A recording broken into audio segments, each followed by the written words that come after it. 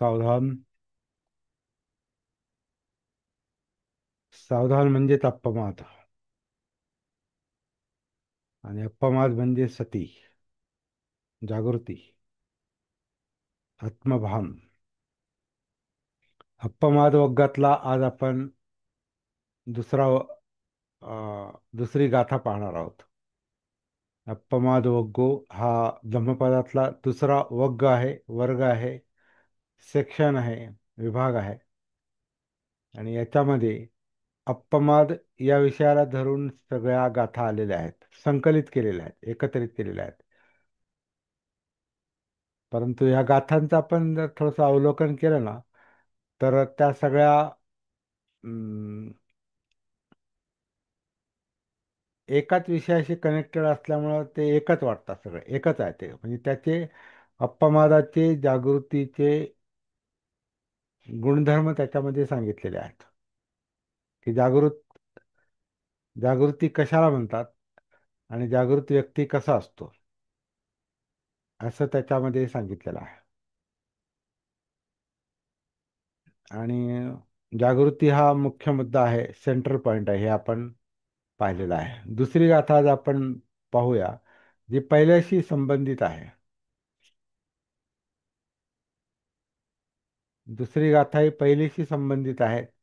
तिसरी गाथा पहिल्या दुसऱ्याशी संबंधित आहे. चौथी गाथा पहिल्या दुसऱ्या तिसऱ्याशी असं करून सगळं सगळं एकच आहे ते.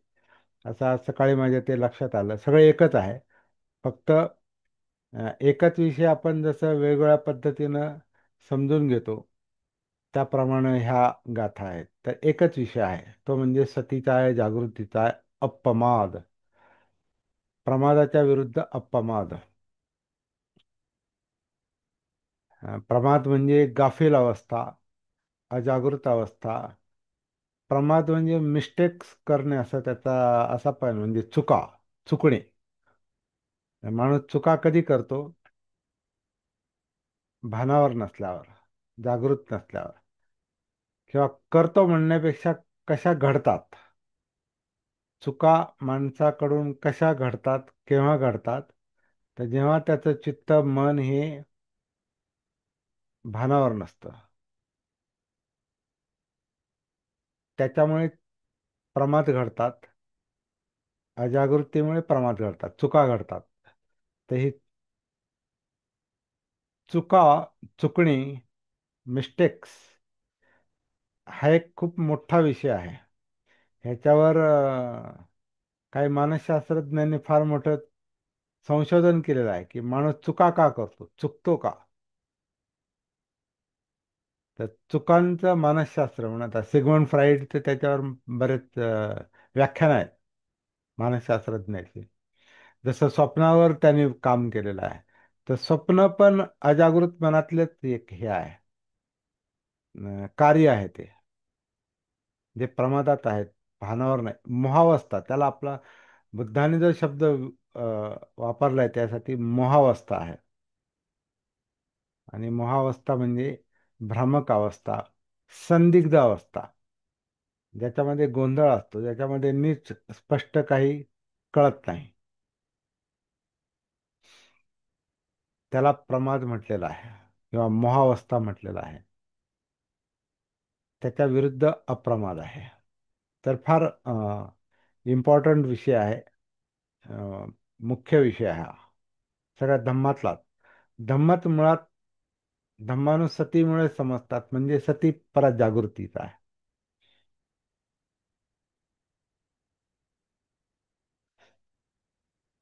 दुसरी गाथा. एवं विशेषतो यत्वा अप्पमादं हि पंडिता अप्पमादे प्रमोदन्ति हर्यानं गोचरे रता. तर तुम्हाला मी जो अर्थ पाठवला याच्यावर ग्रुपवर, तो लाडां लाड अ, लाड किंवा ते पापाट याचं महाराष्ट्र साहित्य संस्कृती मंडळाचं जे पुस्तक आहे, तो अनुवाद मी आज पाठवलाय तुम्हाला. आणि जो रोज पाठवतो तो नाही पाठवला. पण मी आत्ता जे तुम्हाला वाचून दाखवणार आहे, तो आपल्या रोजच्या संदर्भातलं जे पुस्तक आहे, ते मी त्यातला अनुवाद मी वाचून दाखवणार आहे. आणि तो आहे तो पूर्ण बरोबर नाही, परंतु तो अशा प्रकारे आहे. काय आहे? ज्ञानी लोक. ज्ञानी लोक अशा प्रकारे, म्हणजे अशा प्रकारे म्हणजे कशा प्रकारे, एवंग म्हणजे अशा प्रकारे म्हणजे कशा प्रकारे, पहिल्या गाथेत जे सांगितलेलं आहे ते, ती पहिली गाथा पुन्हा पाहावी लागेल, म्हणजे परत रिपीट करावं लागेल या संदर्भात, की ज्ञानी लोक किंवा पंडित लोक अशा प्रकारे अप्रमादाविषयी किंवा अप्रमादाचे अप्रमादाचा विशेष गुण जाणून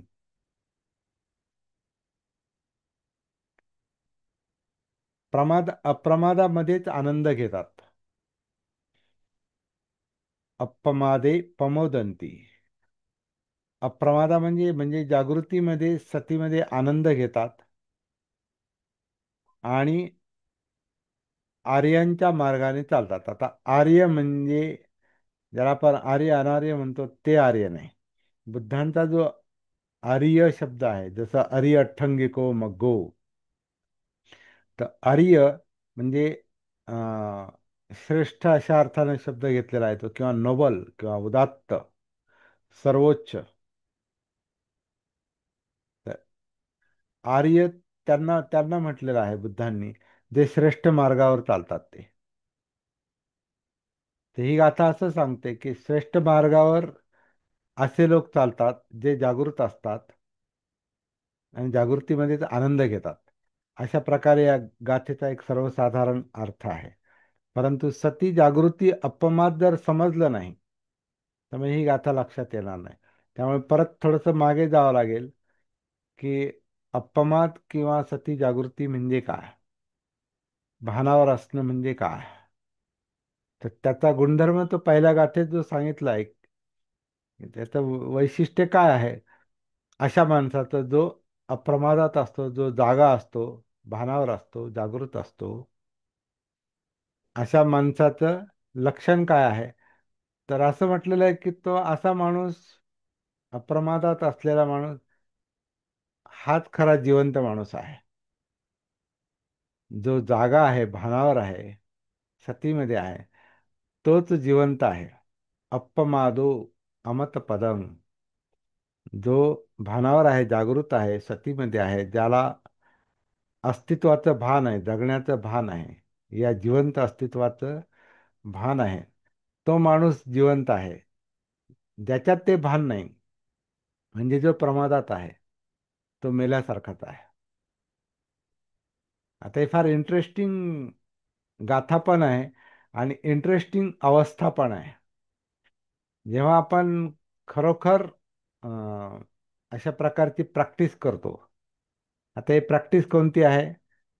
सतीपठ्ठांची प्रॅक्टिस आहे, सरळ सरळ कारण सती म्हणजे अप्पमादत आहे, जागृती आहे. पठ्ठाण म्हणजे पुढे पुढे जाणे. प्रस्थान म्हणजे पुढे पुढे जाणे. तर पुढे पुढे म्हणजे कुठं? काय काय आधी कायशी कनेक्ट होणं, सगळ्यात बेसिक भाग जो आहे, तो कायेमध्ये उतरता आला पाहिजे. म्हणजे आपल्या जीवनाशी आपलं कनेक्शन एस्टॅब्लिश झालं पाहिजे. आधी आधी आपल्याला आपल्या कायेमध्ये उतरता आलं पाहिजे. आणि त्याच्यामध्ये स्थिर होता आलं पाहिजे. त्याच्या जागृतीमध्ये स्थिर होता आलं पाहिजे. त्याला कायानुसती म्हणतात. तर कायेमध्ये आपण उतरलो, मग ते पठ्ठाण होतं, पुढे आपण जातो, नॅचरली जातो. जर सती जागृतीचा अभ्यास केला, म्हणजे प्रॅक्टिस केली, साधना केली, तर आपण नॅचरली पुढे जातो. कारण कायेत उतरलं की कायेतला जिवंतपणा हा जाणवणार, म्हणजे जाणीवा जाणवणार. जर कायेत असू तर, आणि कायेच्या बाहेर असू, आपण बाहेरच्या जगात आपण समजा जास्त आपलं लक्ष आहे, अटेन्शन आहे, ध्यान आहे, इतर विषयांमध्ये जर आपलं ध्यान असेल, तर मग कायेचं आपल्याला भान नाही, असं त्याचा अर्थ आहे. तर ध्यान हे इतर इतर गोष्टींशीच संबंधित आहे. आणि भानाचं ध्यान असे आपल्याला जर आवडत असेल, तर भानाचं ध्यान पाहिजे. आपण भानावर आहोत की नाही, जागृत आहोत की नाही, याचं ध्यान पाहिजे. ध्यानाला दुसरा विषय देता कामा नये. ध्यानाला जर दुसरा विषय दिला, अटेन्शन, मनाला जर दुसरा विषय दिला तर मन त्याच्यामध्ये गर्क राहतं, व्यस्त राहतं. मग कोणताही विषय दे त्याला, मन आधीच कोणत्या ना कोणत्या विषयात ते गर्क असतंच. आणि त्याच्यात त्याला जो विषय असतो त्या विषयात ते अडकून पडतं, जर ते भानावर नसेल तर. मन म्हणजे मनाचं एक कार्य जे ध्यान आहे ते वेगळं काम आहे. आणि मनाचं भान, सती, जागृती. आता मन म्हणजे सगळं जिवंत अस्तित्व, कॉन्शियसनेस, त्याचं भान असणं ही जागृतीची अवस्था आहे, ही अप्पमादाची अवस्था आहे. आणि त्या मनापर्यंत पोहोचण्यासाठी म्हणजे मनोधम्मांपर्यंत पोहोचण्यासाठी आपल्याला आधी कायेत उतरावं लागतं. कायेशी आपला संपर्क, आपली जागृतीनं, सतीनं आपला संपर्क कायेशी प्रस्थापित झाला, आतमध्ये आपण उतरलो आणि परमनंट उतरलो, म्हणजे आपण आपल्या जीवनापासून कधीच डिस्कनेक्ट होणार नाही. म्हणजे बाहेर नाही येणार आपण. बाहेर बाहेर येणार नाही म्हणजे बाहेर असणार आपण, व्यावहारिक जीवन जगतो आपण, पण भानावर राहून जगतो. पण जिथं आपण भानावर नसतो तिथं फक्त बाहेरच्या जगात आपण वावरतो, परंतु आतमध्ये मृतवत अवस्था असते. आणि बाहेर आपलं जे चाललेलं असतं, जे आपल्याला निसर्गाने या प्रवाहात टाकलेलं आहे, आपल्याला जीवनाच्या प्रवाहात जसं निसर्गानं आपल्याला टाकलेलं आहे, ते जीवन इंद्रियजन्य जगामध्ये वावरत असतं. म्हणजे डोळे, कान, नाक, जीभ, त्वचा याचं जे काही जग आहे, बाह्य जग, ह्याच्यामध्ये ते अ, जीवन हरवतं. परंतु जेव्हा चित्त, मन हे स्वतःमध्ये स्वतःशी कनेक्ट राहतं, जाग जागृत असतं, स्वतःशी कनेक्ट राहतं, तेव्हा अंतर्भान येतं, आतली जागृती येते. आणि बाहेरचं पण जे व्यावहारिक जग आहे तेही चालू असतं, परंतु भानावर राहून जगतो. असा असा जो जागृत मनुष्य आहे तोच खरा जिवंतपणे जगतो असं म्हटलेलं आहे. नाहीतर तो मृतवत जगतो. म्हणजे कसं, की निसर्गानं जसं टाकून दिलेलं आहे तसं तो जगतो. जसं इतर प्राण्यांना निसर्गानं एक अस्तित्व मिळालं त्यांना, तसं माणसाला पण मिळालेलं आहे. परंतु माणसाचं विशेष हे आहे, आता याच्या दुसऱ्या गाथेशी तो संबंध आहे त्याचा. आता जी आपण गाथा वाचली ती, माणसाचं विशेष जे आहे की माणूस हा जागा होऊ शकतो. म्हणजे एरवी प्रमादात असतो, जे सगळे प्राणी प्रमादातच असतात, त्यांना जगण्याचं भान नसतं. नसतं म्हणजे ते मुद्दाम मुद्दाम नाही, ते निसर्गाची ते काय म्हणतात, निसर्गाचा तो भाग आहे. माणूस किंवा प्राणी भानावर नसतात हे मुद्दाम नाही करत माणूस, किंवा प्राण्यांचा प्रश्नच नाही, माणसाचाच आपण विचार केला म्हणजे आपला. तर जेव्हा आपण भानावर नसतो, सतीमध्ये नसतो, जागृत नसतो, ते आपण मुद्दाम नाही करत. ते मनाची अवस्थाच तशी आहे, मनोवस्थाच तशी आहे. त्या अजागृत अवस्थेतच आपण अस्तित्वात आलो, या जगात आलो.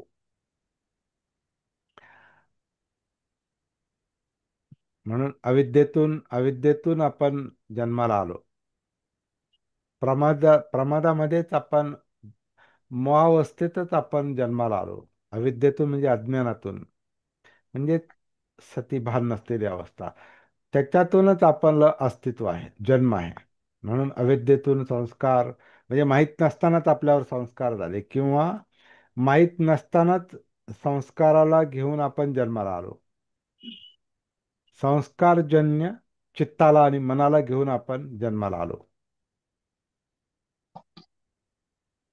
आपल्याला माहिती नाही म्हणून आपल्याला जन्म आठवत नाही.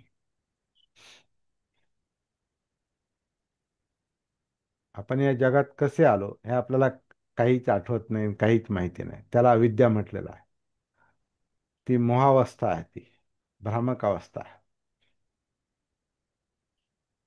पण जसजसं माणसामध्ये जे काही निसर्गानं या उत्क्रांतीच्या प्रक्रियेमध्ये, उत्क्रांत म्हणजे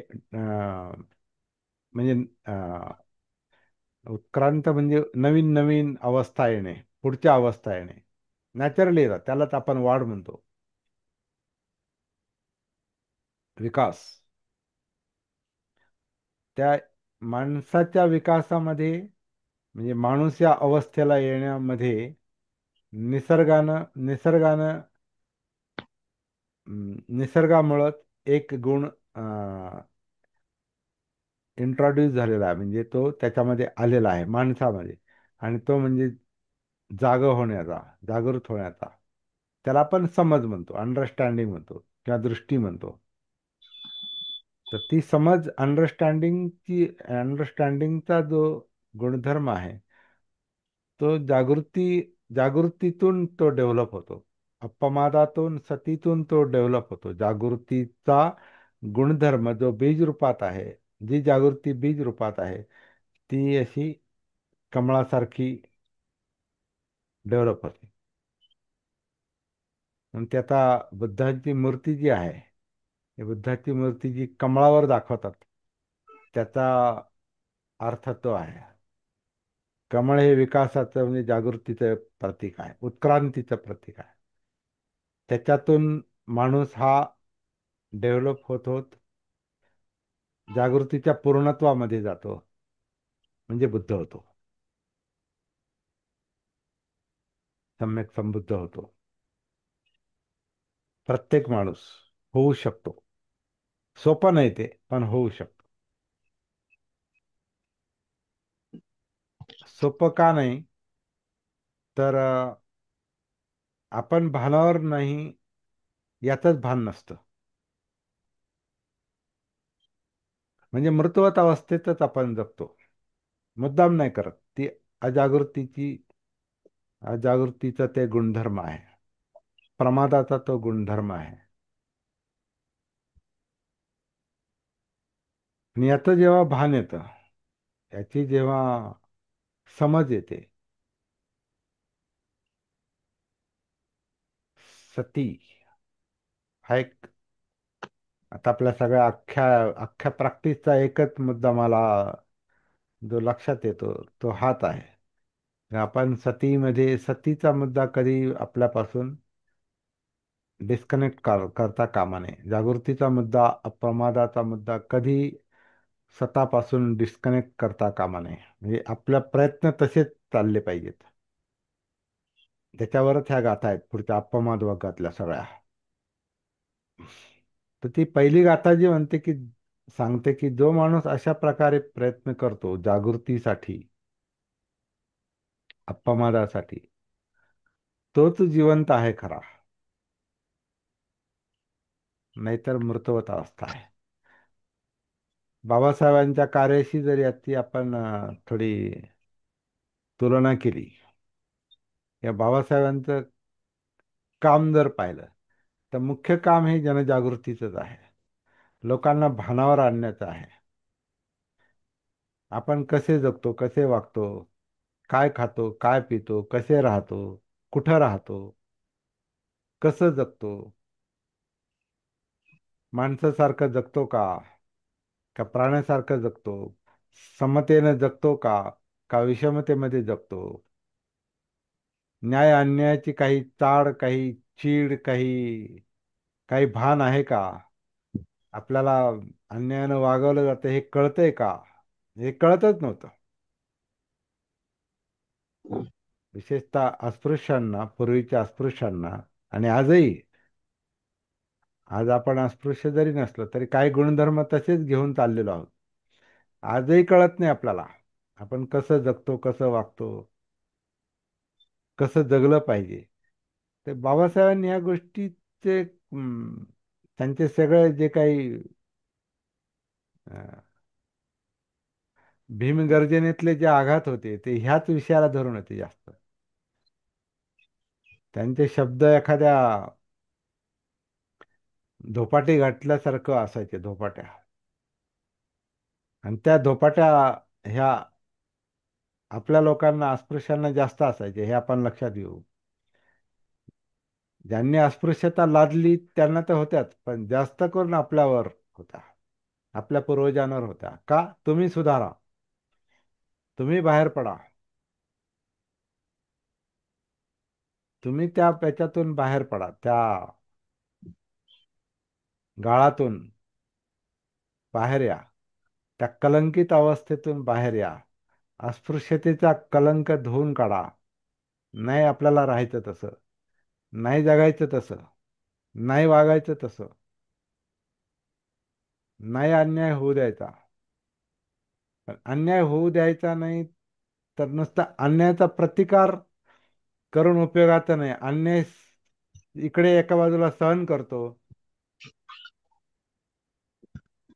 विषमता सहन करतो, अस्पृश्यता सहन करतो, कमीपणा सहन करतो, अशिक्षितपणा सहन करतो आणि तिकडे दुसऱ्याला दोष देतो.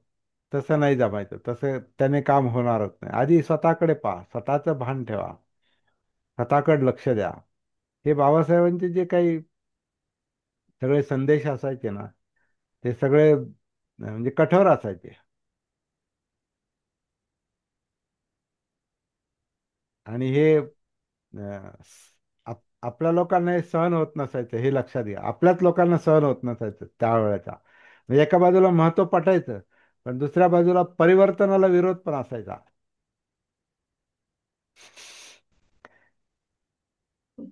की तुम्ही आमच्यासाठी काहीतरी करा, हे म्हणजे तुम्हाला आम्ही काय म्हणणार,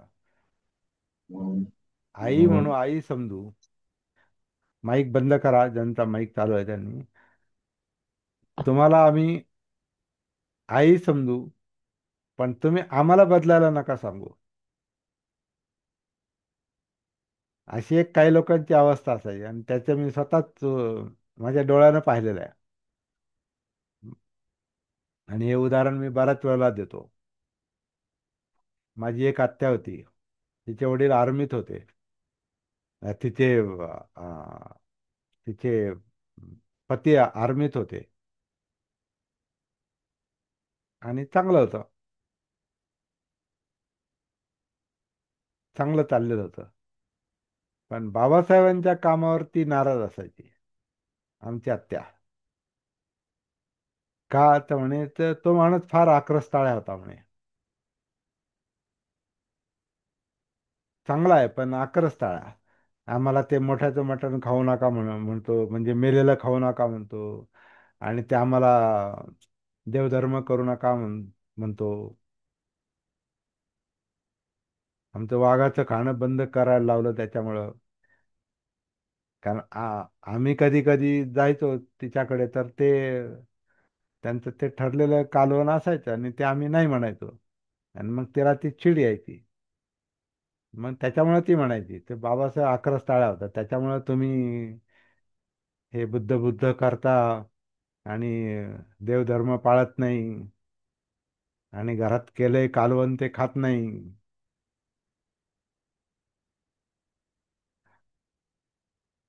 नाही म्हटलं तर की मला रस्सा तरी घ्या म्हणायची. म्हटलं नाही, नाही. तर त्याला ते चिड यायची. आता तिनं आवडीनं केलेलं असायचं, वळण म्हणून. ते तिचं प्रेम, तिचं काय म्हणतात, तिचं स्वागत आपण समजू शकतो. पण सुधारायचं नाही,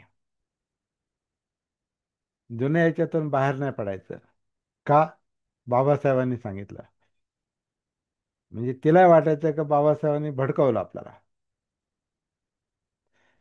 म्हणजे किती मोठ्या धोपाट्या असतील बाबासाहेबांच्या. आपले लोक खूप घाबरायचे. बाकीचे तर घाबरायचेच, विरोधक तर घाबरायचेच, पण आपले लोक जास्त घाबरायचे.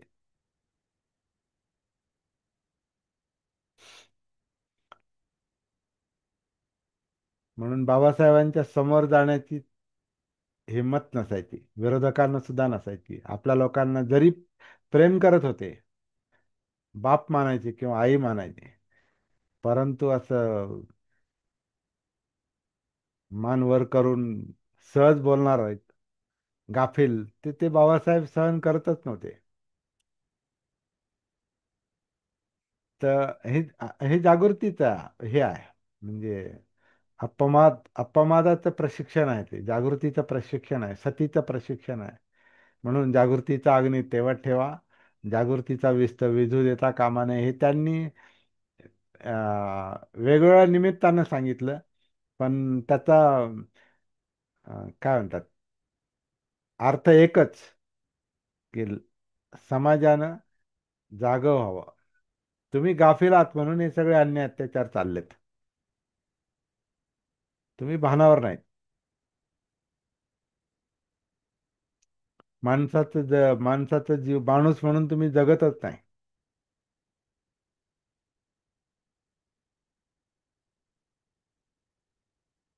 महाड सारखे सत्याग्रह किंवा तुमचा काळारामचा सत्याग्रह, हा हा अस्पृश्यांना माणूस बनवण्यासाठी होता. हे आपण लक्षात घेऊ. अस्पृश्यांना माणूस बनवण्यासाठी होता. आता तुम्ही पाण्याला शिवून पहा. तुम्हाला वाटतं ना काही अन्याय नाही ना अत्याचार नाही ना, आपण चांगलं जगतोय, जगू देतात ना आपल्याला ते. त्याच्यातच धन्यता मानणारे, आनंद मानणारे, पण स्वाभिमान सोडून जगणारे, मृत्यूवत जगणारे, मेल्यासारखे मढ्यासारखे जगणारे लोक,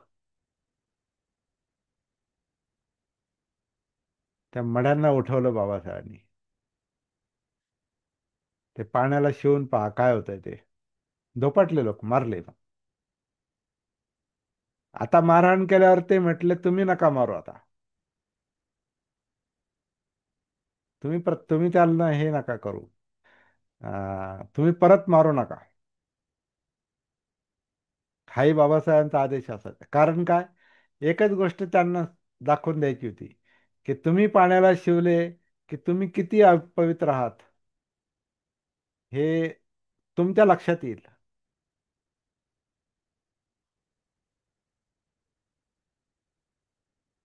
मग तिथं लोक जागे झाले. आणि मग त्याला धरून बाबासाहेबांनी बाकीचे संदेश दिले, काही व्याख्यानं दिली.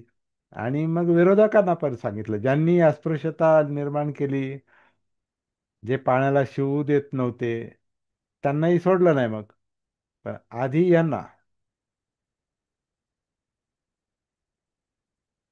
आणि मग त्या निमित्तानं ब्रिटिश सरकार पण याच्यात काही करत नाही, तर त्यांनाही झापलेलं आहे त्यांनी. ते हे जागृतीचं विशेष काम आहे बाबासाहेबांचं.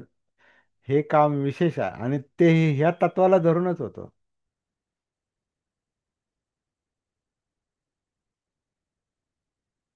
बुद्धाचं काम असंच होतं.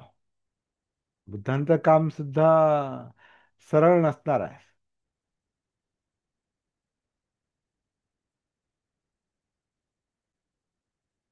म्हणजे बघा, नुसता एखादा माणूस चिवर घेतो म्हणजे तो पवित्र होतो, असं जी काही लोकांची धारणा असते, समाजाची धारणा असते आणि भिक्षूंची पण धारणा असते. तिथं बुद्ध त्यांना सांगतात की मनातला मळ गेलाय का, चित्तातला मळ गेलाय का, चित्तशुद्धी चित्तशुद्धीचं काम चालू आहे का, लोभदेश कमी होत आहेत का. नसेल तर तुम्ही चिवर घालायला पात्र नाही. म्हणजे त्या काळात त्या पद्धतीनं बोलले असतील. आता असंही म्हणता येते बुद्धांनी फक्त भिक्षूंनाच हे उपदेश दिले असतील असं नाही. इतर माणसांना पण जसे बाबासाहेबांनी त्यांच्या लोकांना ते कठोर कठोर उपदेश दिले, तसे बाबासाहेबांनी बुद्धांनी पण त्यांच्या भिक्षूंना आणि इतर लोकांना काही गोष्टी सरळ सरळ पटतच नाहीत, अगदी सोज्वळ भाषेत आणि याच्यामध्ये, तर ते कठोर. आता ही कठोर भाषा आहे, भिक्षूंसाठी कठोर भाषा आहे. भिक्षूचा अधिकारी कोण? अशुभानुपस्थिती विहरंतं काय म्हटलेलं आहे यमकोगोमध्ये.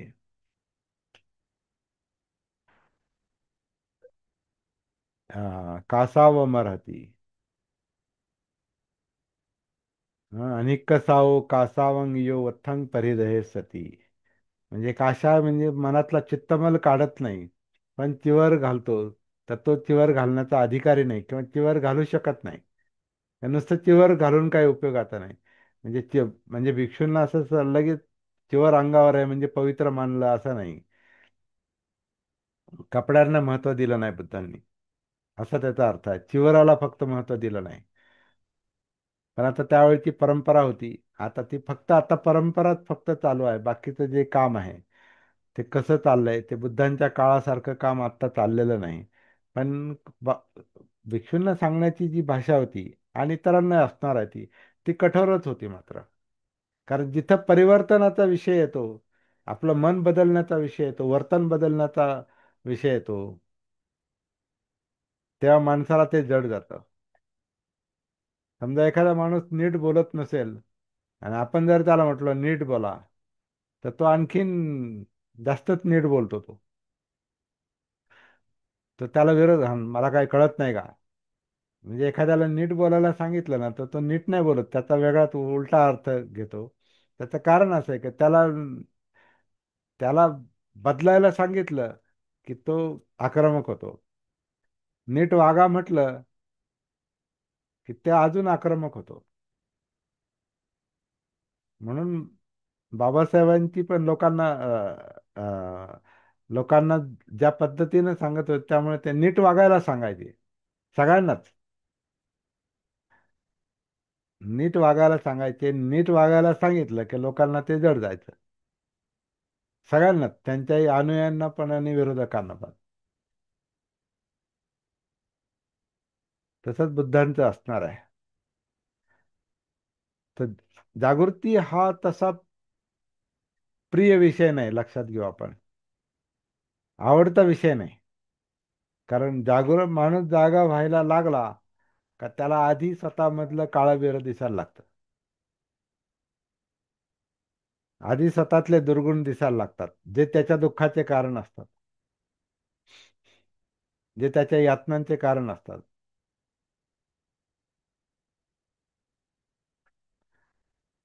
म्हणजे माणूस अं, जर द्वेषातून, रागातून आक्रमक झाला आणि काही शिवीगाळ करायला लागला, मारहाण करायला लागला,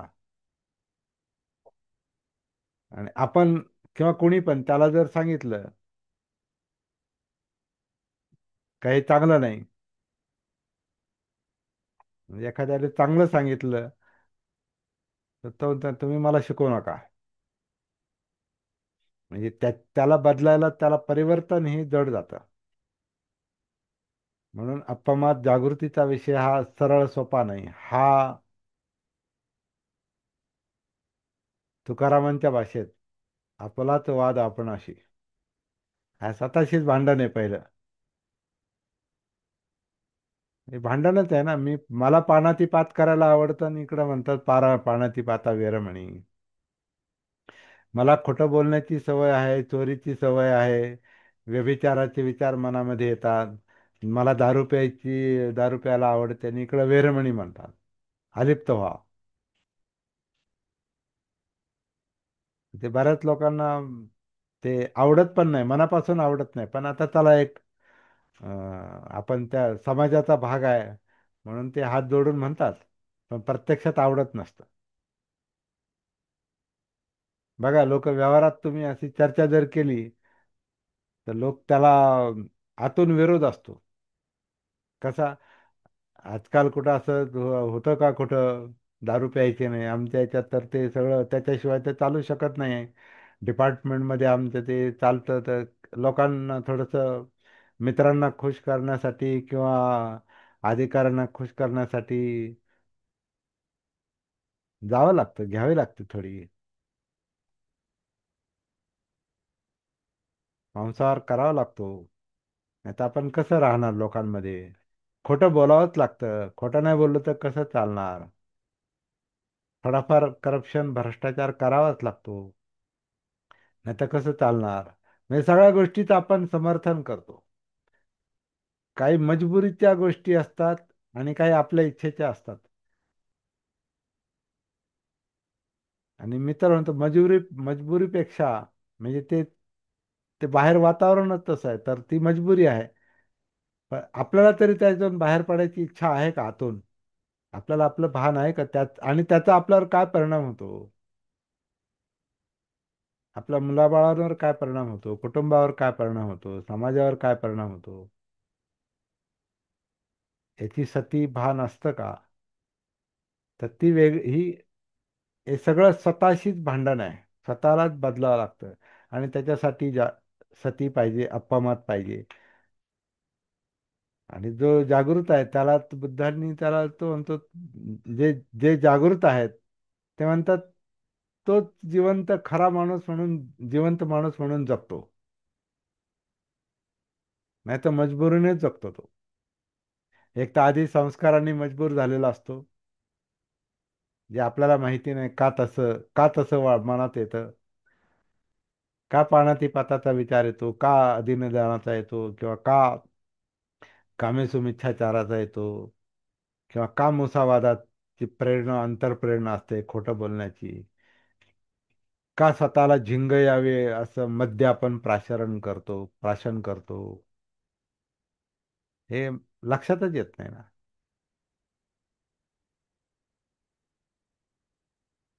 कारण त्याचं भान नाही. पण जेव्हा हे लक्षात यायला लागतं तेव्हा जास्त जड जातं.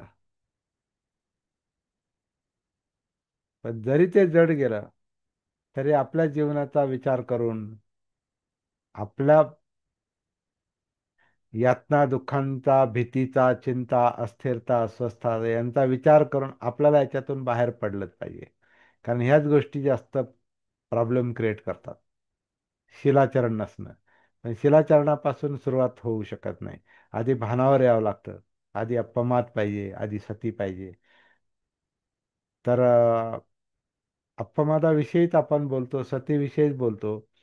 तर दुसरी गाथा काय म्हणते, का हे वैशिष्ट्य जाणून एवं विशेषतो यत्वा, हे विशेष गुण जाणून, जागृतीचे, अप्पमादाचे, सतीचे, हे विशेष गुण जाणून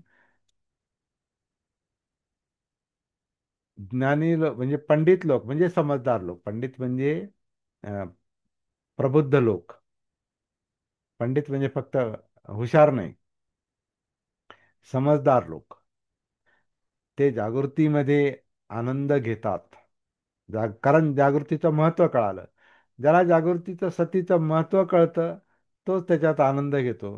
ज्याला त्याचं महत्त्व कळत नाही तो त्याच्यात आनंद घेऊ शकत नाही. म्हणून ही प्रॅक्टिकल गोष्ट आहे. याचा अनुभव घेण्यासाठीच आधी धडपड करावी लागते, प्रयत्न करावे लागतात. आणि म्हणून कनेक्ट व्हावं लागतं, स्वतःमध्ये उतरावं लागतं. आणि जेव्हा त्याचे परिणाम आपल्याला, चांगले परिणाम दिसायला लागतात, मग त्याच्यामध्ये आनंद मिळतो.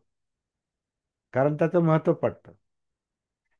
आपण थोडे असं रिलॅक्स होतो. मनावरचं प्रेशर, टेन्शन, ताणतणाव कमी होत जातात. आणि जेवढे ताणतणाव कमी होत जातात तेवढा आनंद होतो. म्हणजे त्याचा फायदा कळतो. आणि एकदा फायदा कळाला, हित कळालं, हित आहे हे कळालं, की माणूस स्वतःहून त्याच्यामध्ये उतरतो. कारण त्याला आनंद मिळतो, प्रमोद मिळतो. म्हणून सतीसाठी, जागृतीसाठी, अप्पमदासाठी ते प्रयत्न करावे लागतात. आणि जे हे प्रयत्न करतात तो श्रेष्ठ श्रेष्ठ मार्गावर तो स्वतःला अं, आणतो, आरूढ होतो, चालायला सुरुवात करतो. आर्यानं गोचरे रता, श्रेष्ठ लोकांच्या श्रेष्ठ मार्गावर तो आचरण करतो. श्रेष्ठ मार्गावर तो आरूढ होतो. चरे म्हणजे चालणे, म्हणजे त्या क्षेत्रामध्ये उतरतो, त्या फील्डमध्ये उतरतो. कोणत्या? जे चांगले लोक आहेत, जे नोबल लोक आहेत, जे उदात्त आहेत.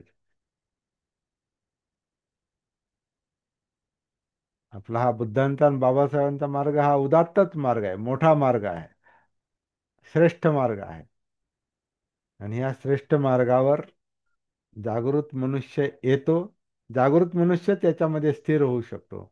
जो भानावर नाही, ज्याला स्वतःचं भान नाही, आपण कसे जगतो, कसा विचार करतो, आपलं चित्त कसं आहे, मलिन आहे की शुद्ध आहे, आपलं बोलणं कसं आहे, आपलं वर्तन कसं आहे, कायिक वर्तन कसं आहे, हे ज्याला लक्षात येत नाही, म्हणजे जो जागा नाही, त्याला ह्या मार्गावर येणं, बुद्धांच्या आणि बाबासाहेबांच्या मार्गावर येणं कठीण असतं.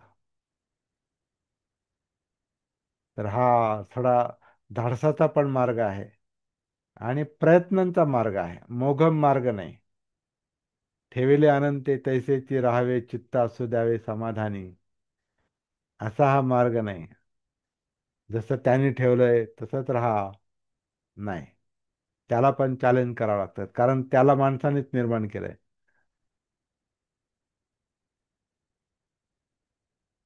त्याला माणसाने निर्माण केलंय आणि त्यांनी असं सांगितलेलं आहे का जसा जन्म मिळाला आहे तसंच राहा. आणि जाती व्यवस्थेचं जे मूळ आहे ते त्याच्यात आहे. ठेविले अनंते. त्यांनी त्यांनी बनवलंय ना, तुम्ही कोण सुधारणा करणारे? हे जे मानतात, ह्या मार्गावर जे चालतात, ते झोपेत आहेत, ते मृतवत आहेत. कारण ते भानावर नाहीत, कारण ते सतीमध्ये नाहीत. तर आपला हा जो काही अभ्यास चाललेला आहे, हा अं, फक्त काहीतरी आपण बुद्धाची शिकवण म्हणून काहीतरी पालीचा अभ्यास करतो आणि अर्थाचा अभ्यास करतो, एवढा याचा उद्देश नाही. या अभ्यासामागे मागचा किंवा चिंतनामागचा किंवा धम्मचर्चेमागचा उद्देश एवढाच नाही. तर आपल्याला आपल्याला स्वतःला नाही विसरायचं. आपण स्वतःला सोडून बाकी सगळा अभ्यास करायला लागलो तर मग त्याला काय अर्थ नाही राहत. माझं काय करायचं हा प्रश्न माझ्या मनात आधी असला पाहिजे. कसं जगायचं? उदात्त मार्गाने जगायचं, जिवंत जगायचं की मेल्यासारखं जगायचं, मड्यासारखं जगायचं, हा विषय आहे तो. मला वाटतं काही शब्द कठोर असतील, परंतु हे असंच आहे. आपला मार्ग हा असाच आहे. बौद्ध मार्ग जो आहे, बाबासाहेबांचा मार्ग जो आहे, तो असाच आहे. तो वाटताना कठोर वाटतो, परंतु शेवटी हितकारक आहे तो. आणि याचा प्रचार आणखीन अवघड आहे. आधी प्रॅक्टिस अवघड आहे, तसं बनणं अवघड आहे, आणि तसं बनलोच तर दुसऱ्याला सांगणं अवघड आहे. ही अडचण बुद्धांना पण आली होती, हे आपण पुन्हा पुन्हा म्हणतो. बाबासाहेबांना पण कधी कधी वाटायचं हे डोकेदुखीचं काम सोडून द्यावं. कारण लोक ऐकत नव्हते, लोक सुधारत नव्हते, अं, लोक मार्गावर येत नव्हते, जुनं सोडत नव्हते, जुनं ते सोनं म्हणायचे. तर त्या मूर्खांना नको सांगायला असं वाटायचं त्यांना. किती शक्ती घालवायची. पण जसं बुद्धांनी स्वतःच ऐकलं नाही, तसं बाबासाहेबांनी पण स्वतःच नाही ऐकलं. ते उदासीनता नाही म्हणतायत, परंतु ती जी लोक ऐकत नाहीत, ही एवढाच विचार करण्यापेक्षा जसं बुद्धांनी कोणीतरी आहे त्याला कळेल. म्हणून बाबासाहेबांनी सुद्धा कोणीतरी असेल ज्यांना कळेल. मी आत्ता नाही कळालं तर मी मेल्यानंतर कळेल असं म्हणायचे. Doctor Ambedkar is more dangerous after his death. म्हणजे मी मेल्यानंतर माझं महत्त्व जास्त कळणार आहे, आणि नंतर मी जास्त डेंजरस आहे असं ते म्हटले. बुद्धांचं पण तसंच आहे. बुद्धांच्या हयातीत बुद्ध जेवढे डेंजरस नव्हते, तेवढे नंतर डेंजरस आहे. डेंजरस म्हणजे ऍक्च्युली आपणच डेंजरमध्ये जगतोय. म्हणजे सामान्य माणसं धोक्यात जगतायत, कारण गाफील म्हणून जगतायत, अजागृत अवस्थेत जगतायत. तर ते मृतवतच जगतायत, मड्यासारखंच जगणं आहे. अनकॉन्शियस माइंड म्हणजे मड्यासारखंच जगणं आहे, अजागृत मन. आणि कॉन्शियस माइंड, जागृतपणे माणसासारखं जगणं आहे, हे नोबल उदात्त जगणं आहे.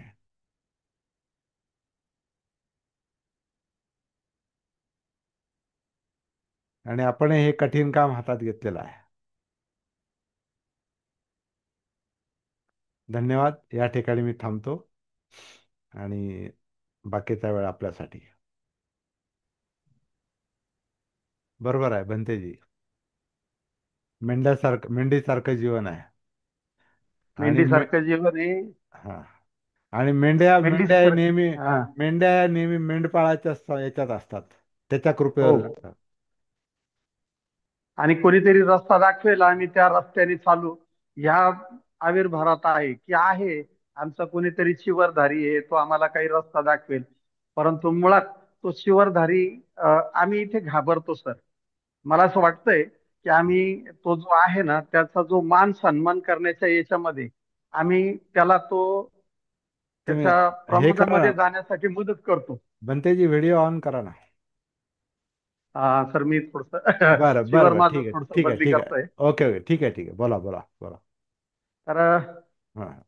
गोष्ट अशी असते की हं. आम्ही त्याला मदत करतो सर काही हं. गोष्टीला. त्या दुसऱ्याला बोट दाखवतो की तो तिथे चुकतो आहे. हो हो. परंतु ती चूक करण्यासाठी काही कारण आमची पण असतात, स्वतःची असतात, जी उपासकांची असतात. त्या हो भिक्खूचं ते जीवन जगण्यासाठी, हो त्याच्या हो. ज्या चुका होण्यासाठी आम्ही त्या काही कारणीभूत असतो. आम्हाला सर्वात अगोदर हे समजलं पाहिजे की आम्ही आता स्वतः कसं सुधारायचंय, आणि सुधारल्यानंतर आम्हाला काय केलं तर आम्ही ते योग्य असेल, हे सुधारणं खूप जरुरी आहे सर. हं, हं. म्हणजे उपासकांनी भिक्षूंना सांगावं असं तुम्हाला म्हणायचंय? बिलकुल, जर चूक जर झाली तर स्पष्ट वक्तेपणा असणं खूप जरुरी सर. तो हं. चुकतोय आणि चिवरधारी आहे म्हणून त्याला क्षमा करू नका. पण आम्ही तुम्हाला पवित्र मानतो ना, मग आम्हाला सांगायचं नाही धाडस नाही होत. नाही नाही. पवित्र इथेच तर सगळी गोष्ट इथेच जाते. हा ते हा चिवर पवित्र आहे, तो हा आतला माणूस तो जर बिघडत असेल तर त्याला हा सुधारणं हे हो, सुद्धा आमचं काम आहे. बरोबर. हा म्हणजे पण आता भिक्षूने जे काही चिवरवर आहेत, ते भिक्षू असोत किंवा ब्राह्मणर असोत, त्यांनी ते चिवर त्याच्यासाठीच घेतलं की त्याला स्वतःवर काम करायचंय. स्वतःवर काम करायचं, हा, दुसऱ्यावर नाही. दुसऱ्यावर नाही. अगोदर ही जी आहे ना, हम्म. आमच्याकडे एक झालं होतं की त्या भिक्खूने किती त्याग केलेला आहे. आणि तिथे आमचं स्पष्ट उत्तर होतं, कारण मौन म्हणजे त्याला संमती, मौन हम्म. राहणं म्हणजे संमती. तर ती मौन न राहता आम्ही त्यांना सांगितलं हा, कुणी कोणावर उपकार केलेला नाही. अगोदर तो जो चिवर धारण करतो त्याला असं वाटतं का माझ्यामध्ये काही सुधारणा व्हावी, यासाठी त्यांनी चिवर धारण केलेलं राहतं. आणि जर समजा त्याने जर तसं चिवर धारण न करता मी दुसऱ्याला शिकवण्यासाठी चिवर धारण जर करत असेल तर तिचे सगळ्यात मोठी त्याची स्वतःची चूक असते, फार का मोठी. मी दुसऱ्याला शिकवायला चाललो. बरोबर आहे. चिवर चिवर तर स्वतःसाठी धारण केलेलं असतंय ना. सर्वात अगोदर स्वतःसाठी, का माझ्यातला स्वतःसाठी जो केलेलं आहे. अपवाद आहे, बरोबर. माझ्यातली ज्या चुका आहेत, माझ्यातला मळ आहे, माझ्यातली जी विशुद्धी आहे, मला ती करायची, तयार करायची, तर त्याच्यासाठी मला चिवर धारण करायचंय. हा. चिवर धारण करणं म्हणजे कोणावर अधिकार गाजवणं नव्हे, की चिवरधारी आला आणि चिवरधारीने काहीतरी सांगितलं आणि त्याचं ती गोष्ट सत्य आहे असं मानतात कामच नाहीये. भगवान बुद्ध आणि बाबासाहेब सुद्धा तेच सांगतात, एखाद्याने सांगितलं म्हणून ते खरं मानू नका. तर ते खरं मानताना अगोदर तुमच्या बुद्धीला घासा, त्याला त्या बुद्धीला पटलं तरच करा. आपण इथेच तर बरोबर. चुकतो. बरोबर आहे. बरोबर आहे सर. फार मोठा विषय आहे नाही. हा, बोला बोला. मोठा विषय, खरी हम्म. गोष्ट. आमचे एक मित्र आहेत, त्यांचे माझे सारखे म्हणजे चांगले संबंध आहेत. त्यांना भंतेजीला नाव घेत नाही त्यांचं मी, गाडी गिफ्ट केली, ओके. गाडी फोर व्हीलर. गिफ्ट, हा, अच्छा अच्छा, हा. आणि त्यांना पण ते स्वीकारले. हम्म. नाही आता हे मुळात हे तर मी उत्तर भारतामध्ये शासकीय पातळीवर पाहिलेलं आहे. शासकीय पातळीवर मी पाहिलेलं आहे, जेव्हा बहीणजींचं मायावतीजींचं गव्हर्नमेंट होतं, त्यांनी काही भिक्षूंना गाड्या दिल्या आणि काही प्रांताचा अधिकार त्यांच्याकडे देऊन टाकला. तर असाच मी एकदा झाशीमध्ये असताना मला ते बनते म्हणत होते, ये गाड़ी हमको बहन जी ने दी है, और वो वहाँ झंडा भी लगाया है गवर्नमेंट का. तर त्यांना, चला म्हणजे सगळ्याच पातळीवर हे काम होण्याची आवश्यकता आहे आणि ते पुढे चालून होणार आहे. तर आम्ही एक प्रश्न विचारला होता आता, हा जस्ट हा एकदा गेलो तर मोठे भंती जे आहेत हा हा त्यांच्याकडे 3 गाड्या होत्या. ह्या सगळ्यात वा अगोदरचा सगळ्यात अगोदरचा प्रश्न हा होता, स्वतःच्या भंतेजी तीन गाड्या स्वतःच्या ही तीन गाडी गाड्या होत्या. कोणाच्या नावावर आहे? हो, ही गाडी अच्छा कोणाच्या नावावर? अच्छा तर अच्छा अच्छा. ती ही ही आमच्या त्यांच्या स्वतःच्या नावावर होती, कारण मी त्याची आरसी बघितली. तिथे हम्म बसल्यानंतर आरसी बघितली, त्या हम्म गाडीची आरसी बघितली. हा आरसी हा बघितल्यानंतर भंतेजीच्या नावावर गाडी असू शकत नाही, ती गाडी संघाच्या नावावर असायला हवी. हम्म संघाच्या नावावर असावी, ट्रस्टच्या नावावर असावी, परंतु भंतेजीच्या स्वतःच्या नावावर नसावी, असं माझं स्वतःच स्पष्ट मत आहे. हम्म आणि हे जे दानाचे पैसे भेटतात त्यांची जी अपेक्षा जे वाढवतो सर, याला हा थोडे बहुत कारणीभूत उपासक पण असतात. तुम्ही दान द्या. आता सरळ सरळ त्या शिर्डी सारखा धंदा झालेला आहे. तो हार तिथलाच हार आत बाहेर जातो, आत जातो, परत बाहेर येतो आणि परत विकल्या जातो. त्या पद्धतीप्रमाणे चिवर दान करा. चिवर दान करायचं, त्या भंतेजीकडे चिवर असतं. त्यांना जर सांगितलं तुम्हाला चिवर दान करायचं आहे आमच्याकडे, तुम्ही फक्त पैसे द्या, आम्ही चिवर आणतो आणि तेच दान करा. म्हणजे ते हम्म चिवर त्यांच्याकडे तो धंदा झाला. हो आणि एका भंतेजीकडे 3 चिवर असायला हवेत. आमचे एक भंतेजी होते, त्यांनी 20 चिवर वॉशिंगसाठी दिले लॉन्ड्रीमध्ये. मग ती वाव वापरत किती होती बघा. हम्म एक बरोबर म्हणजे एक खट्टी द्यायची बा, 20 चिवर लॉन्ड्रीला दिले. मग त्यांनी ते चिवर वापरले किती त्यांनी. तर ही म्हणजे चूक आपण दाखवून देणं पण समाज सुधारणेचंच काम आहे सर एक. हे म्हणजे चूक दाखवून देणं हे आमचं कपाट ड्रेसने भरलेलं असतं आणि काही भिक्षूंचे कपाट चिवरने भरलेले असतात. चिवर भरलेलं असं असेल मग म्हणजे बिलकुल असं असंच हम्म, आहे. असंच आहे आता ते. एक मटानीचे भिक्षू त्यांचा डेथ झाली. त्यांच्या पुण्यनमोदनला बोलवलं होतं आम्हाला. हा गेलो ना तिथे, हो. तर 300 चिवर काढले सर. 300 चिवर. 300 चिवर त्यांचे आहेत. 300 चिवर होते. बापा ना मग ते दुसऱ्यांना उपासकांना काय काय म्हणतात श्रामणेरांना देण्यासाठी ठेवले असतील त्यांनी तर असं ते जर आपण गृहीत. वापरलेले नाही, नवीन चिवर होते ना ते. नवीन चिवर होते अच्छा पण ते दीक्षा देत असतील ना श्रामणेर दीक्षा त्यांना देण्यासाठी ठेवले नाही असतील नाही सर, त्यांनी. बऱ्याच बऱ्याच दिवसापासून स्वतःच्या घरी राहत होते, त्यांना कोणी शिष्य नव्हता, त्यामुळेच हाल झाले त्यांचे. घरीच राहत होते ओके ओके. घरीच राहत होते. मी ते माझ्या डोळ्यासमोर 3 भिक्षू आहेत सर घरी हा. राहतात. आता ते जे आमच्याकडे जे दुसरे जे भिक्षू आहेत, त्यांचा हम्म. परिवार त्या विहारात राहतो. हम्म. नातू, मुलगा, सून, हे सगळं राहतं. मग काय राहिलं सर भंतीजी तिथे? म्हणजे हे जीवन काय सांगायचं? बुद्ध असते तर काय आज म्हटले असते आणि ते यांना कसं यांना पहिले धोपटून बाहेर काढा, असंच झालं असतं. दो. स्पष्ट म्हणजे बोलतो, थोडस माझं बोलणं थोडस म्हणजे डायरेक्ट आहे एकदम. नाही आता तुम्ही चिवरवर आहात त्यामुळे तुम्हाला आता अधिकार पण आहे तसं बोलायचा आज हो. परंतु आपला मार्ग धोपटायचा म्हणण्यापेक्षा आपला जागृतीचा पण आज ह्या सनदशीर मार्गानं आपला जागृतीचा मार्ग नाही हा सनदशीर मार्ग हा का नाही नाही हा सर. हा धम्माचा कायदाच आहे जणू काय. एक एक झाली गोष्ट सर, एक हा करावं, हा बुद्धांचा मार्ग अवलंबावा. परंतु हा जर गरीब माणसाला कोणी वाली नसतो सर. जो शांत बसतो त्याचं हो कोणी ऐकत नाही. जो हम्म आक्रस्तपणा करतो हम्म त्याची गोष्ट एक वेळेस मान्य होती, परंतु शांत बसतो त्याला नाही. मला हे एक आता या जीवनामध्ये आल्यानंतर हे एक लक्षात आलंय, की मी म्हणजे विचार करून ठेवला. मी आता विचार करतो की मी 7 दिवसानंतर गेल्यानंतर काय करेल. विचार करतो कधी कधी. एक संकल्पना आहे बनतेजी बोला ना. रोअरिंग सायलेन्स असं म्हटलेलं आहे म्हणजे हो बरोबर. गरजणारी शांतता गरजणारी शांतता आक्रमक शांतता. आणि याचा अर्थ तोच आहे सर. बाबासाहेबांची शांतता ही आक्रमक शांतता गरजणारी शांतता भीमगर्जना बुद्धांची पण सिंहनाद आपण मागे एक विषय घेतला होता ना सिंहनाद. सिंहनाद सिंहनाद. बुद्धांच्या बोलण्याला सिंहनाद म्हणायचे. तर ते सिंहनाद म्हणजे काय साधी सुधी गर्जना असणार आहे का ती घाबरायचे जे राजे लोक घाबरायचे म्हणून तर भेटायला यायचे त्यांना राजपुत्र आणि घाबरायचे व्यापाऱ्यांवर दहशत असायची अध्यात्म म्हणजे काय म्हणणार त्याला ते एक त्यांच्या त्यांच्या त्यांच्या व्यक्तिमत्वाचं ते एक हे होतं त्याचं गुणधर्म होता वजन होतं विधायक दडपण होतं की राजे लोक सुद्धा त्यांचं ते धसका घ्यायचे एक प्रकारे म्हणून काही सल्लामसलत करायचे असले तर बुद्धांकडे यायचे बाबासाहेबांचा पण धसका घ्यायचे लोक. म्हणजे घ्यायलाच हवा. गरजणारी शांतता जी आहे ना, ती पण आपण आपला मार्ग सोडायचा नाही, परंतु जे वाईट चाललेलं आहे ते मूकपणे सहन पण करायचं नाही.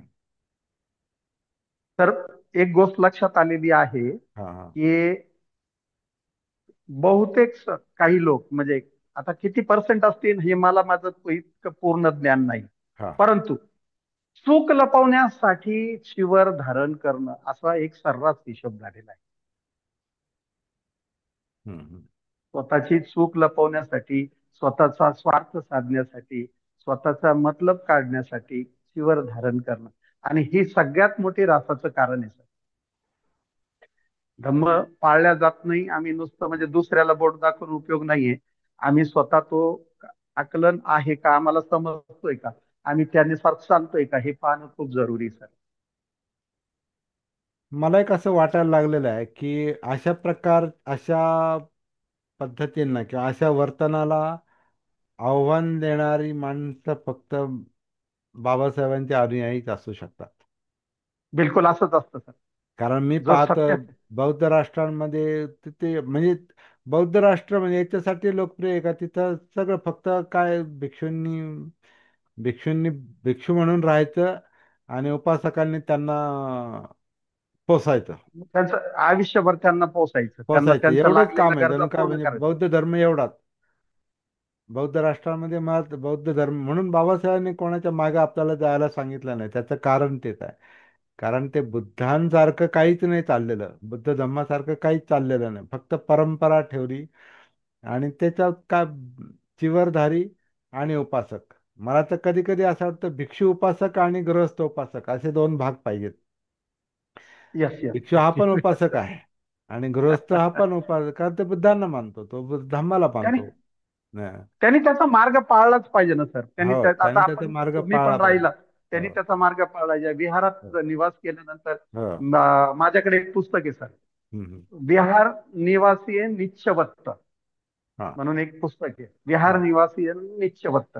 आणि हम्म. त्याच्यामध्ये इतके नियम दिलेले आहेत. हम्म. मी लक्षात घेतो की हे परिपूर्णरित्या पाळायचे म्हटल्यानंतर त्याचं काय हाल होतील आणि हम्म. त्याला तो कसा राहू शकतो. हो.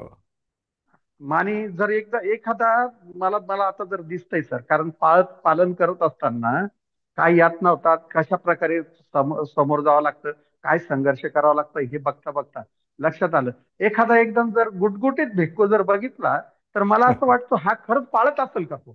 गुटगुटीत भिक्षू हा.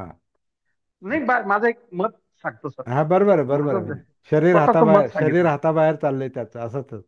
ज्याचं शरीर हाताबाहेर चाललेलं बघ, या ज्या आहेत ना थोड्या बहुत गोष्टी आम्हाला ज्या दिसतात, आम्हाला ज्या सांगितल्या जातात, त्याचं जर परिपूर्णरित्या पालन केलं तर तो जगूच शकतो सर. परंतु या प्रकारे त्याचं शरीर सुटू शकत नाही, त्याला ढेरी येऊ शकत नाही सर. कारण ते त्याचं येऊ नये म्हणूनच त्याला तसं तशा प्रकारचं वर्तन दिलेलं आहे. त्याला त्याच्या नियम दिलेला आहे, त्या नियमाने त्यांनी वागलं की होऊ शकत नाही सर. पण भलतेजी असं आता असं शक्य आहे का पुढे चालून? मतलब आता मी चर्चेला विषय घेतो. असं आता हा, आता असं परवा जर दोन. शक्य जर नसेल सर, तर हा हा. आमच्यासारखे आम्ही, जर समजा आम्ही समजदार जर असलो, हम्म. तर आम्हाला याबद्दल बोलणं एकदम आवश्यक आहे सर. हो. गपशीप बसून सहन करणं, हा हा सुद्धा आमचा गुन्हा होऊ शकतो. अगदी बरोबर. आता उद्या 2 ऑक्टोबर आहे हा. आणि विजयादशमीच्या निमित्तानं बाबासाहेबांनी धम्मचक्र प्रवर्तन केलेलं आहे. बर आता हा सर, हा आम्हाला स्वतःला एक चान्स मिळाला आहे. आम्ही हा हा तिथं जाणार आहे आणि विषय परफेक्टली मांडणार आहे, विषय हो. तर हाच मांडणार आहे. हम्म. काय विचार होईल नंतर, काय होईल ते पाहता येईल. हो हो. कारण हे जीवन नुसतं घाबरून राहण्यात काहीच अर्थ नाही सर. काहीच अर्थ नाही. मला जर सर, मी फक्त, मला लोक काय म्हणतील, मी माझ्या लोकांच्या नजरेमध्ये मी पडतो का काय, लोकांच्या नजरेमध्ये मला काय, किंवा माझे ते भिक्खू जे माझे गुरु आहेत, माझ्याकडे जे माझ्यापेक्षा मोठे, ते मला काय म्हणतील हा विचार करणार नाही. मी हा प्रहार करणार म्हणजे करणार. मला चान्स मिळाला, मी बोलल्याशिवाय राहणार नाही. राहणार. मला एक थोडासा त्या चर्चेला आणि विचाराला एक विषय द्यायचा आहे की आता बोला. इथून पुढे असं शक्य आहे काय की बाबासाहेबांच्या संकल्पनेतलं जर बुद्ध धर्माचं काम करायचं असेल तर समाजाच्या म्हणजे बौद्ध समाजाच्या मानेवर हा हे जे परंपरेचं जू आहे, जोखड, ओझं नकोय.